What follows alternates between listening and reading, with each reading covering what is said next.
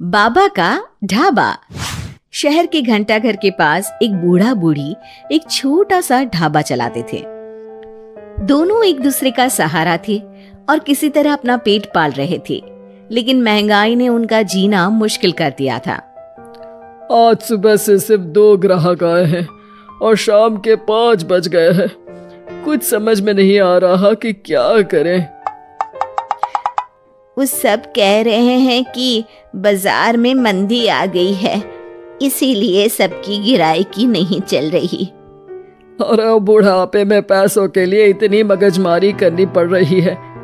अभी तो हाथ पैर चल रहे हैं तो काम धाम हो जाता है, बिस्तर पर आ गए तो पता नहीं कैसे चलेगा। बेटा बेटी सब छोड़ के चले गए हमको, बस गरीबी ने नहीं छोड़ा।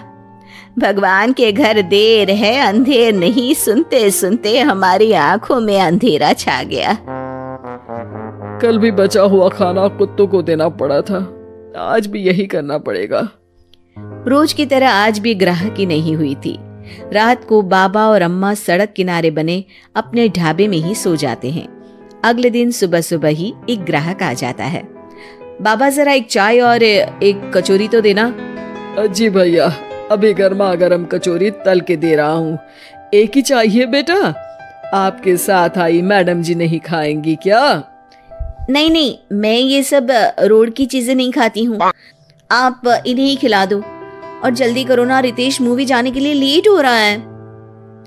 अरे बाबा, लाल चटनी ज्यादा डालना। हाँ। लेकिन उसके बाद फिर पूरे दिन कोई ग्राहक नहीं आता और फिर से सारा खाना वेस्ट हो जाता है। ये सिलसिला कई दिनों तक चलता है और तभी एक दिन एक लड़का वहां अपना मोबाइल लहराते हुए पूछता है, हेलो दोस्तों, कैसे हैं आप सब? ठीक ही होंगे, मैं भी ठीक हूँ। और आज हम हैं किशनगंज के बाबा के ढाबे पर। चलिए देखते हैं कि बाबा क्या क्या बनाते हैं। बाबा, तो आज क्या खास बनाया है आपने? अरे भैया जी, आज ये समोसे बनाए हैं, कितने बांध दूं आपको? हाँ भैया जी, लाल चटनी के साथ बहुत अच्छे लगेंगे, ले लीजिए ना। ये देखिए दोस्तों, समोसे को बांध कर दिखा रहे हैं और ये लाल चटनी को देख के तो मुंह में पानी आ गया। आज तो मजा आ जाएगा, आइए चखते हैं दोस्तों। लड़का समोसा चखते ही तारीफों के पुल बांध देता है। वाह वाह वाह, मजा आ गया, इतना अच्छा समोसा मैंने तो कभी नहीं खाया। आपको यहाँ जरूर आना चाहिए और ये समोसा जरूर खाना चाहिए। और एक चीज, ये देखो, ये रोड साइड पर इनका ढाबा है, इनकी हेल्प तो होनी ही चाहिए। अच्छा, वैसे और क्या क्या बनाते हैं आप? बेटा, पराठे मैगी सब बनाते हैं। वाह वाह, इतना अच्छा खाना बनाते हो, बहुत भीड़ होती होगी। अरे नहीं बेटा, कोई नहीं आता हमारे ढाबे पे, पैसे पैसे को तरस गए हैं। अरे आप रो क्यों रही हैं? रोइए मत, क्या हो गया है? अरे बेटा, कुछ बिकता ही नहीं है, आधे भाव में चीजें बेच रहे हैं, प्यार से बना रहे हैं, फिर भी। तो आप दोनों ही हैं, कोई बच्चे बच्चे नहीं है क्या आपके? अरे बेटा, जो है वो हमें छोड़ के कहीं चला गया है, उसके कारण ही हमें ऐसे दिन देखने पड़ रहे हैं। जो थोड़ा बहुत पैसा हमने इस ढाबे से बनाया था, वो सब लेकर भाग गया था। ओह, देखिए आप चिंता मत करिए, मैं आपका वीडियो सोशल मीडिया पर डालने वाला हूँ और फिर देखना कितनी जल्दी लोग आपकी मदद के लिए आगे आएंगे। वो लड़का अपने कैमरा से बाबा के ढाबे का वीडियो बनाता है और सोशल मीडिया पे शेयर कर देता है। वीडियो बहुत तेजी से वायरल हो जाता है और कुछ ही घंटों में वीडियो में दिए अकाउंट में करीब 1 लाख रुपए जमा हो जाते हैं। लड़का अगले दिन फिर ढाबे पे जाता है। बाबा, आप रोइए मत, पब्लिक ने आपका सारा दुख दूर कर दिया है, आपके खाते में 1 लाख रुपए आ गए हैं। अब टेंशन लेने की कोई बात नहीं है, टेंशन भूल जाइए और मजे कीजिए। अरे बेटा, तुम्हारा हम कैसे धन्यवाद करें, तुम्हारे कारण इस दुकान पर आज इतनी भीड़ लगी है, वरना हम दोनों ने तो उम्मीद ही छोड़ दी थी। अरे जुग जुग जियो बेटा, तुमने आज एक गरीब का भला किया है। भगवान तुम्हें बहुत तरक्की देंगे।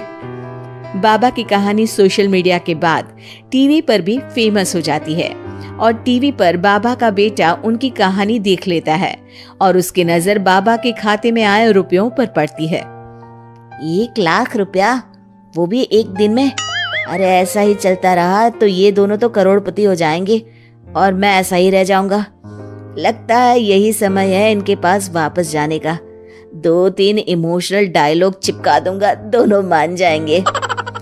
और ये देखकर बाबा का बेटा उनके पास वापस चला जाता है। अब बाबा मैं आ गया बाबा। अब मैं आ गया हूँ, आप चिंता मत कीजिए, मैं आपकी पूरी मदद करूंगा। अब तो मेरी आंखें खुल गई है बाबा। अरे बेटा, कितना याद करते थे तुझे मेरे लाल। अपने बूढ़े माँ बाप को छोड़ के अब कहीं मत जाना। अरे नहीं नहीं माँ, तब तो मेरी मजबूरी थी, लेकिन अब नहीं। मुझे माफ कर दीजिए माँ बाबूजी। बाबा काफी नरम दिल के इंसान थे और बेटे के आने की खुशी उनके लिए पैसों से कहीं ज्यादा होती है। वो अपने बेटे को माफ कर देते हैं। बेटा, हम तो कुछ साल में बचेंगे भी या नहीं कोई भरोसा नहीं, लेकिन तू मेहनत करके ये ढाबा चलाना, और इसलिए आज से मैं ये ढाबा और ये पैसे तेरे नाम करता हूँ। अब हमारी तो उम्र हो गई है, अब तू काम करना और हम घर बैठकर खाएंगे। ये कहकर बाबा सारा पैसा अपने बेटे को दे देते हैं और आराम से अपनी पत्नी को लेकर अपने पुराने घर चले जाते हैं। ढाबे पर काफी भीड़ बढ़ती है। कुछ दिन में ही बेटा काफी पैसे कमा लेता है। एक दिन जब व्लॉगर लड़का वहां पहुंचता है तो देखता है ढाबा बंद है। वो बाबा के पास जाता है। अरे बाबा, आपने अपना ढाबा क्यों बंद कर दिया? ढाबा बंद नहीं तो? वो लोग वहां जाते हैं तो पड़ोसी बताते हैं कि ढाबा तो पिछले 4 दिन से खुला ही नहीं। बाबा ढाबे को अपने पास रखी चाबी से खोलते हैं तो देखते हैं कि ढाबे में एक बर्तन तक नहीं है। बाबा सर पकड़कर बैठ जाते हैं। हमारे बेटे ने हमें फिर से बर्बाद कर दिया। पर हमारे पास तो वापस बर्तन खरीदने तक के पैसे नहीं है। बर्तन भी बेचकर खा गया होगा नालायक। बाबा आप चिंता मत करो, आप काफी फेमस हो, लोग फिर से आपकी मदद कर देंगे। बस इस बार अपने बेटे को दूर रखना ढाबे से। अब की बार बाबा ढाबे पे एक बोर्ड लगवाते हैं जिस पर लिखा है सिर्फ बाबा का ढाबा। ये सिर्फ क्यों लिखवाया है जी? ताकि अपने बेटे को पता चले कि ये सिर्फ उसके बाबा का है। उसके लिए अब यहाँ